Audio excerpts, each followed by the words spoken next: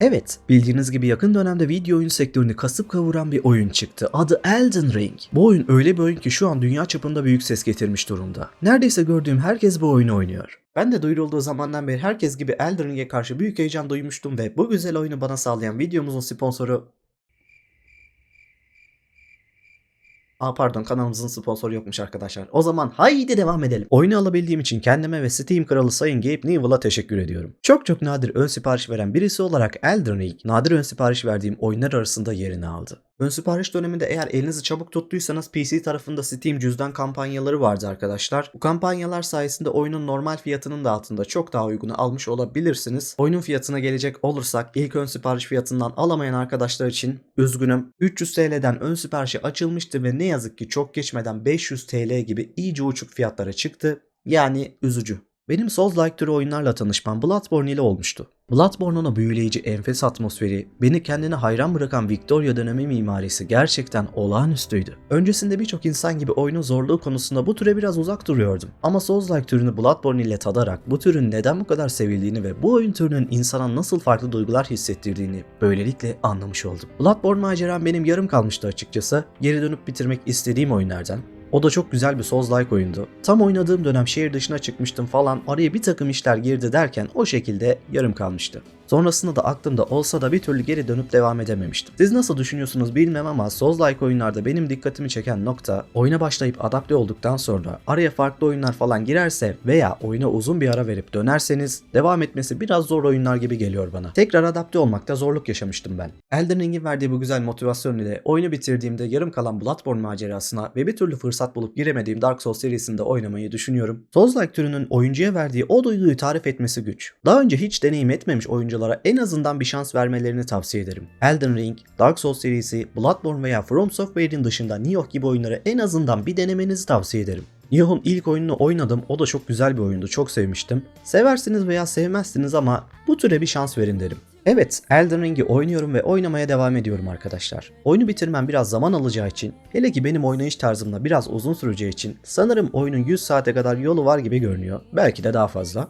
Oyun hazır gündemdeyken sıcağı sıcağına oynadığım süreç boyunca olan düşüncelerimi sizlere aktarmak istedim. Ben usta bir Souls-like oyuncusu değilim, bunu açık ve net belirteyim. Acemi bir Souls oyuncusunun deneyimlerini dinleyeceksiniz. Oyunu bitirdiğimde de Elden Ring için yine düşüncelerimi aktardığım güncellenmiş bir oyun sohbeti videosu da hazırlayabilirim elbette. Elden Ring'in hiç de kolay bir oyun olduğunu söyleyemem. Souls-like bir oyun. Özellikle bu türe yabancı kişilerin, daha önce hiç deneyim etmemiş oyuncuları bambaşka zorlu bir deneyim bekliyor. Bunu net bir şekilde söyleyebilirim. Ama gözünüzü korkutmak istemem. Şöyle bir farklılık var. Elden Ring'in açık dünyaya sahip bir oyun olması, diğer çizgisel yapıda olan Souls-like oyunlara göre oyuncuya çok daha özgürlük sunuyor ve oyunda ilerlemenizi kolaylaştıracak seçenekler sunuyor. Mesela ana hikaye tarafında ilerlerken bir boss'ta çok takıldıysanız, geçmekte zorlanıyorsanız, açık dünyada farklı bölgeler keşfederek opsiyonel yapılacak işlerle uğraşabiliyorsunuz. Veya karakterinizin levelini grind farm yaparak yükseltip kendinizi biraz rahatlatabilirsiniz. Elden Ring'de bu grind farm seçeneği açık dünya olmasıyla birlikte daha geniş tutulmuş gibi gözlemledim. Hızlı şekilde rune toplayabileceğiniz bölgeler bulunuyor oyunda. Tabii ki oyuncunun tercihine göre. Yaparsınız veya yapmazsınız. Oyun çıktığı günden itibaren Steam üzerinde anlık olarak oynayan oyuncu sayısında 950.000 kullanıcıya ulaştı.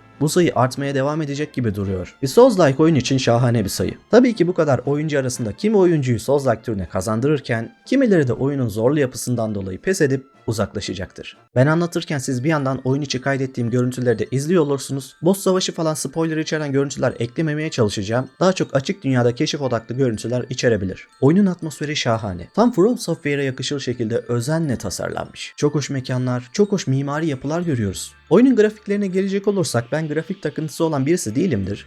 1080p Full HD'de oynuyorum. Oyun beni görsellik açısından tatmin etti. Güzel. 2K veya 4K görsellikte ne kadar fark ediyordur bilemiyorum ama öyle çok üst düzey muazzam bir yeni nesil görselliği yok diyebilirim. Ama oyunun grafikleri kötü değil, yani yanlış anlaşılmasın. O atmosferiyle çok güzel desteklemişler. Çok hoş. Yenilik olarak söyleyebileceğim, oyuna binek hayvanı eklenmiş ve artık karakterimiz zıplayabiliyor. Yay! Gerçekten şahane.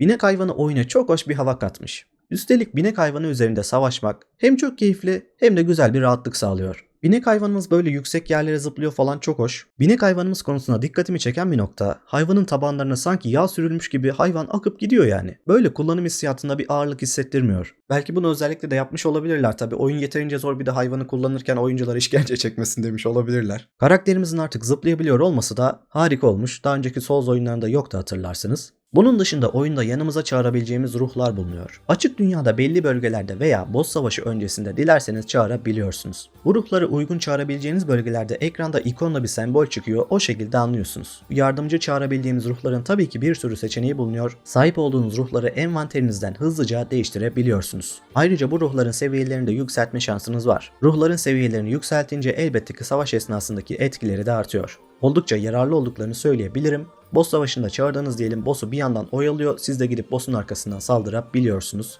Güzel bir destek oluyor yani. Oyunumuz artık açık dünya, ilk defa bir From Software oyununu açık dünya şeklinde deneyim ediyoruz. Şahane olmuş. Harita çok geniş, oyunun atmosferi harika arkadaşlar. Açık dünya olması oyuna çok güzel bir keşif hissi katmış. Direkt boss odaklı gitmeden haritayı dilediğiniz gibi keşfedip dolaşabiliyorsunuz. Ve oyun gerçekten merak uyandırıcı. Haritada neler bulacağım, nasıl sürprizlerle karşılaşacağım diye gezmekten çok keyif aldım. Keşif hissi gerçekten çok hoşuma gitti. O çizgiselliğin dışına çıkıp o açık dünyada keşfetme duygusu gerçekten çok güzel. İşte burada böyle bir yaratıkla karşılaştım. Başka yere denk geliyorsunuz. Burada böyle değerli materyaller düşüyor falan gibi şaşırtıyor oyun sizi. Üstelik oyuna biraz önce bahsettiğim binek hayvanı eklenmesi gerçekten gerekliymiş. Bunu oynadığınızda hissediyorsunuz çünkü o koca dünyayı sadece koşarak dolaşmak oldukça yorucu bir deneyim olurdu diye düşünüyorum. Çünkü oyun açık dünyaya sahip olmasıyla birlikte hem devasa hem de harita tasarımı katmanlı hazırlanmış. Yani o dolaştığınız mekanların dışında yerin altında bölgeler var. İşte daha yüksek gökyüzüne doğru bölgeler oluşturulmuş falan. Oyunu tam anlamıyla köşe bucak oynayıp bitirmek bayağı zaman alacak gibi duruyor. Samimiyetle söylüyorum, çok keyifli olmuş. Ben şahsen açık dünya oyunları seven bir oyuncu olmama rağmen son yıllarda neredeyse her oyunun açık dünyaya sahip olmasından ve birçoğunun birbirine çok benzer olmasından sıkılmaya başladım. Bu açık dünya oyunlardan bunaldığımı hissetmişken yine yakın dönemde Dying Light 2 oynarken keyif aldım. Dying Light 2 yine açık dünya bir oyun, bilmeyenler için belirtmiş olayım, ve Elden Ring'den çok keyif aldım. Bir de Elden Ring'in harita sistemini Zelda Breath of Wild'a benzetenler görüyorum. Zelda'yı oynamadığım için bir şey diyemiyorum ama gerçekten tam açık dünyada keşif odaklı tasarlanmış. Yani günümüzde birçok oyunda klasikleşti artık. Böyle parlayan ikonlarla her yerde nereye gidebileceğiniz, neler yapabileceğiniz gösterilir. Böyle gel gel gel diye sizi sürekli yönlendirirler yani. Harita gerekli gereksiz bir sürü içerikle doldurulmuştur. İşte Elden Ring de Zelda gibi bu klasikleşmiş açık dünya kalıbından sıyrılan keşif odaklı bir dizayna sahip.